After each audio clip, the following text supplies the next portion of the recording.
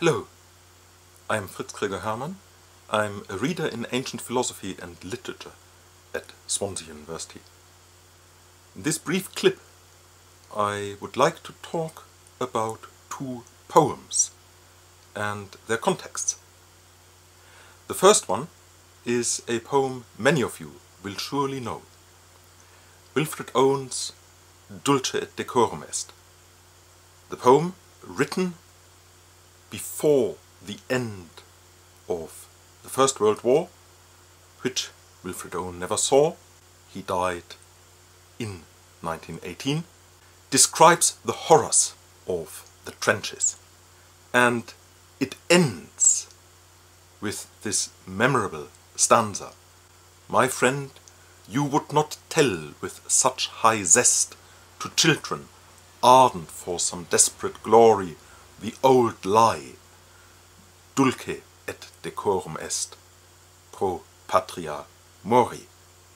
Owen ends with a quotation from an ode by Horace, one of Horace's Roman Odes. The quotation, in Latin, must be meant to be understood by his audience. Of course, the poem was not published till after his death, till after the war, but Owen would not write in order not to be understood. The words by Horace, Dulce et decorum est, pro patria mori, mean something like sweet and fitting it is to die for the fatherland.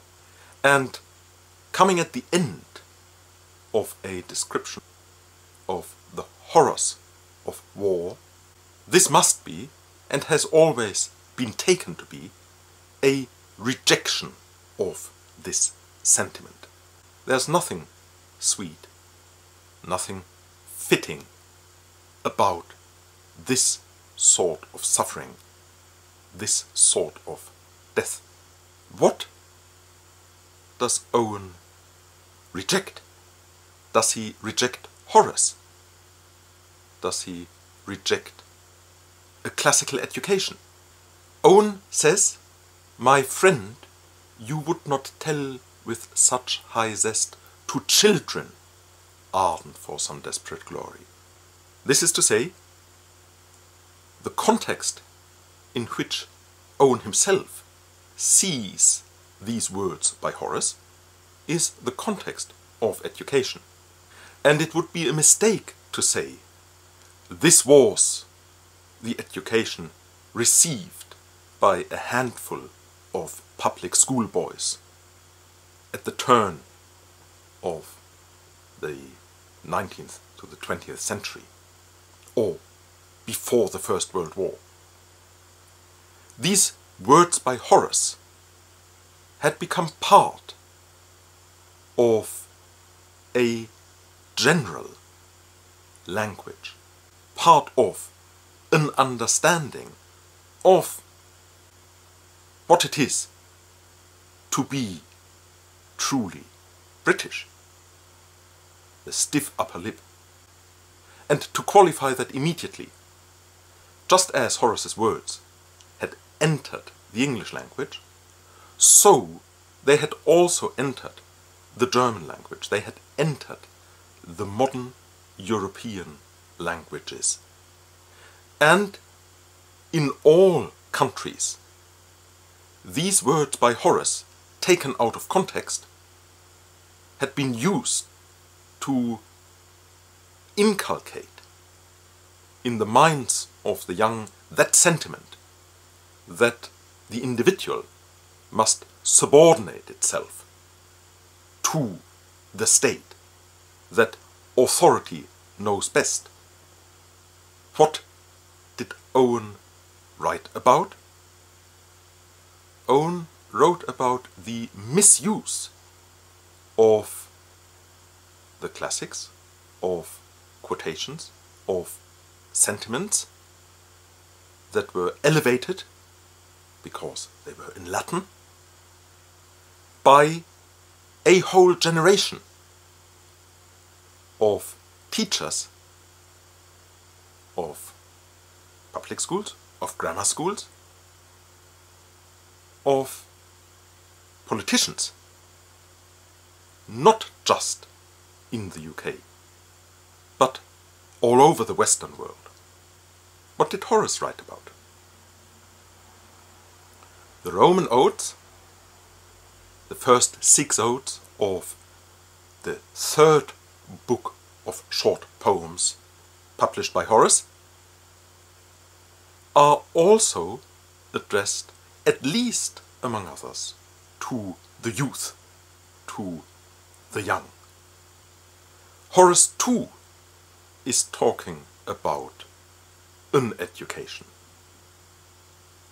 In the first Roman Ode, the first poem of Book 3, Horace rejects wealth as the criterion for a good life. In the second Roman Ode, he speaks of a young man who, despite his poverty, gains glory in war. And it is here that in the middle of the poem we read, "Sweet and fitting it is to die for the fatherland. Death pursues the flying man too, and does not spare the unwarlike youth's limbs or timid back." So does Horace subscribe to the Dulce et decorum est. The final stanzas, the stanzas following this Dulce et decorum est, which I've just read out, have a different focus. Horace begins the next 2 stanzas with the key Roman concept of virtus, virtue, excellence, what it is to be a man. This central Roman virtue, virtus, is being redefined by Horace. And the 2 stanzas following both begin with that word, virtus. The second one is worth considering. Virtue, unlocking heaven for those who do not deserve to die, makes its way on a road denied to others, and scorns the vulgar crowds and moistened soil with flying wing. The Roman Odes are difficult to interpret, as a whole or individually. But what is clear here is that Horace has defined something new that is worth living for. And that is certainly not confined to obedience to the state, dying for the fatherland. Virtue, in Horace's understanding of that term, has replaced wealth as the criterion of what a good life is. And this virtus enables the individual to transcend the sordid, warlike world in which we live. And with this I would like to return to Wilfred Owen, who, before leaving Britain, wrote in a letter to his mother, "If I fall, I shall fall mightily. I shall be with Perseus and Icarus, whom I loved, and not with Fritz, whom I do not hate. To battle with the super Zeppelin when he comes, this would be chivalry more than Arthur dreamed of." In this letter to his mother, not designed for publication, not designed for advertising war or advertising peace. In this letter to his mother, Owen presents himself with classical ideals. I shall be with Perseus and Icarus, Greek heroes who took wing.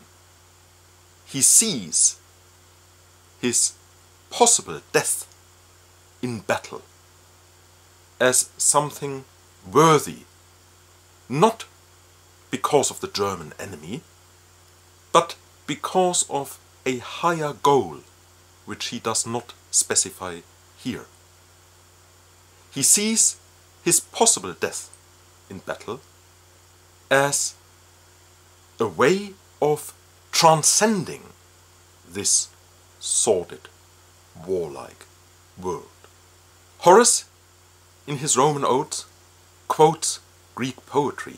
Even the notion that it is fitting to die for one's fatherland is a direct translation of a Greek, a Spartan poem.